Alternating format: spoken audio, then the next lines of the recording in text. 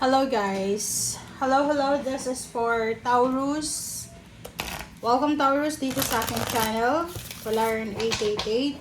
Titingnan natin ang unexpected message para sa inyong lahat. So, alright.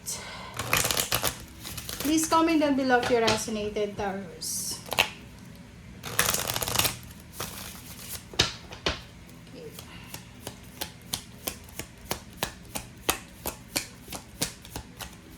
Alright, this is for Taurus. Okay, first card mo, Taurus, is Lilies, King of Spade. Number 30. Nakikita ko sure dito na there's a reconciliation. Possible dito na kasi itong Lilies na to, this is all about your emotion, about your integrity. So, posibleng matapos na kung ano man yan na pinagdadaanan mong mga issues emotionally. Like, for example, if you have a problem with your office mates, with your neighbors, with your friends, with your relatives, posibleng magkakaroon ng reconciliation or there's something na mangyayari para matapos na to.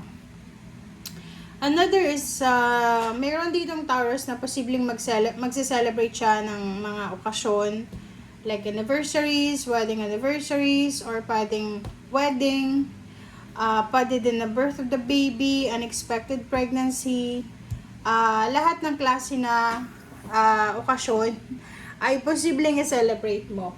Alright? So, let's check the second deck.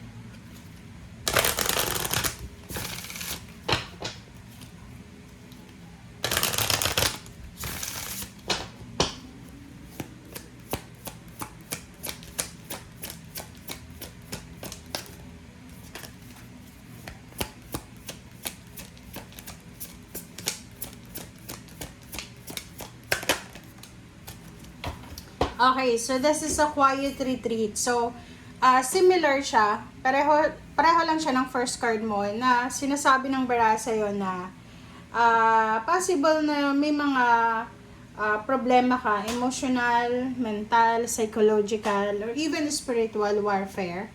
Meron kayong mga pinagdadaanan, Taurus, na posibleng matapos na yan.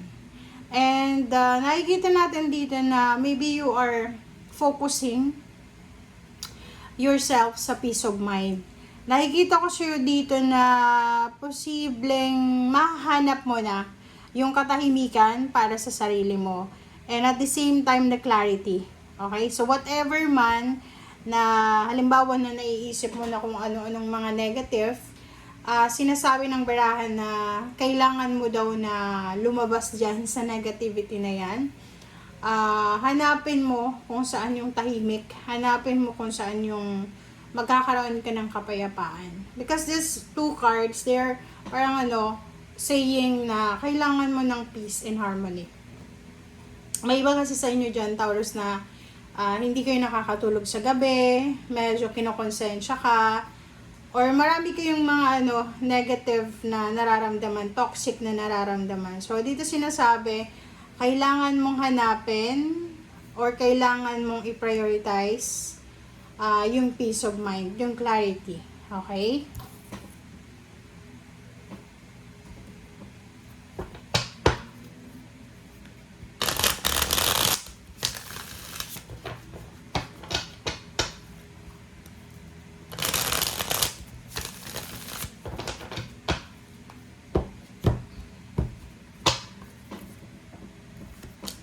Okay, so, Ten of Swords, Justice, and there's a Four of Swords. So, yun, this one is resonated sa dalawang yan.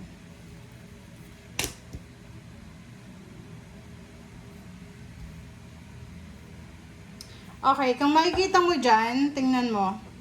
Makikita mo, sinasabi ng baraha dito na marami kang pinagdaanan, like mga painful na situation, negative situation, toxic na situation from your past, na yung parang pakiramdam mo, this is your point of view, okay? May point of view ka sa buhay mo, Taurus, na you're bleeding, you're wounded. Like, halimbawa na pakiramdam mo, point of view mo yon na maraming mga tao yung hindi ka gusto, maraming mga tao yung may ayaw sa'yo, or yung parang maraming tao yung gumawa ng masama sa'yo. Minsan, imagination lang natin yun. Medyo ano lang tayo nasa victim mentality.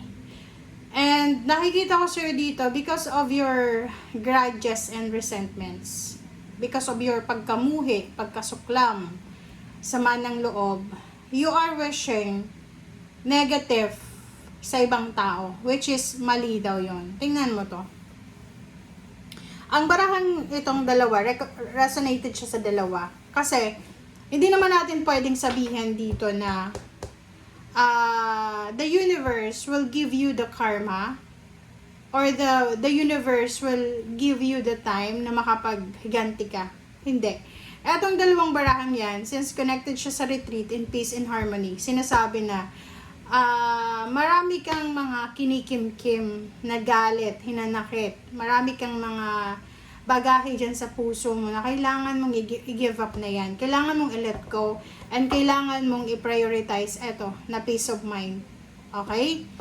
Nakikita ko sa'yo, naniniwala ka naman sa Panginoon, meron ka naman na faith, meron ka naman na religion, meron ka naman na spirituality, pero ang pahikaman sa comment section na masyado kang ma-pride, ang taas ng ego mo.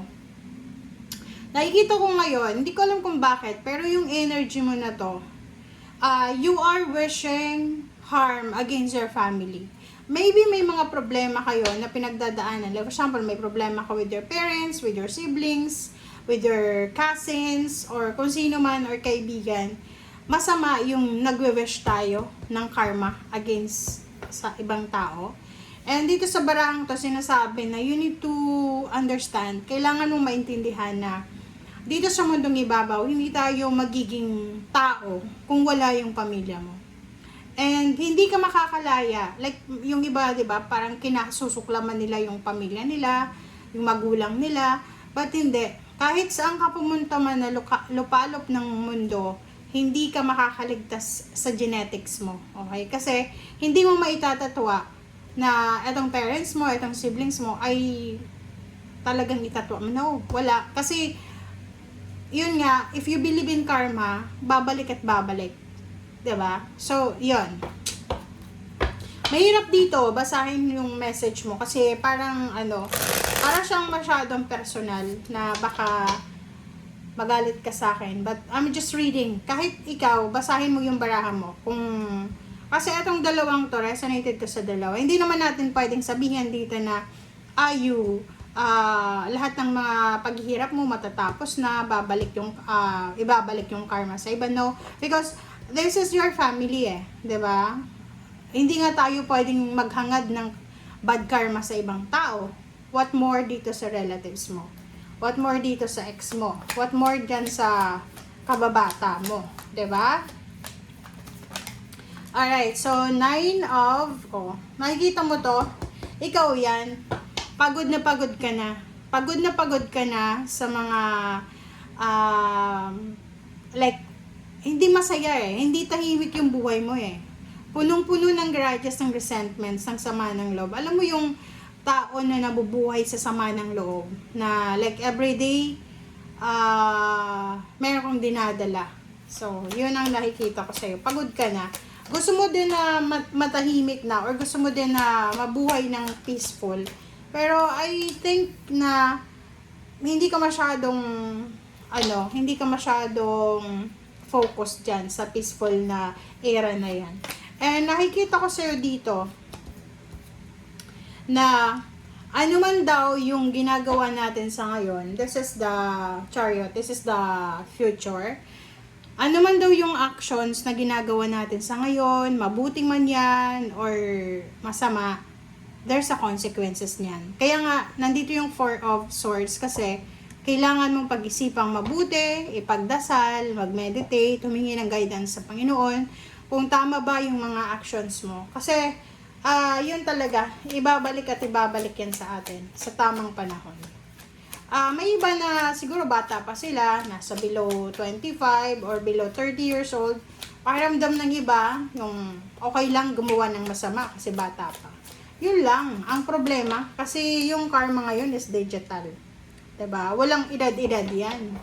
Okay, so 6 of Wands. So nakikita ko sa'yo dito na you're manifesting financial and emotional security. But ang sabi nga sa'yo ng baraha dito, kailangan mo munang ayusin yung core values mo. Okay? So sinasabi dyan ng baraha sa'yo, ha? Sinasabi dyan sa'yo ng baraha, eto sa ilalim mo, yung Queen of Cups, tumalon siya. Ibig sabihin, walang katahimikan yung buhay mo. Marami kang yun nga, marami kang pinapasan na bagahe na problema. Marami ka din na pangarap sa buhay, pangarap mong magtagumpay, pangarap mong magkaroon ng bahay, pangarap mong makapag-travel. Hindi yan mangyayari guys kung meron kang nasasagasaan na tao. Okay? So, kailangan mo dito ng 4 of Swords, mag-reflect, quiet retreat, pag-isipang mabuti, tama ba yung ginagawa mo or mali? Okay? Thank you guys. Bye!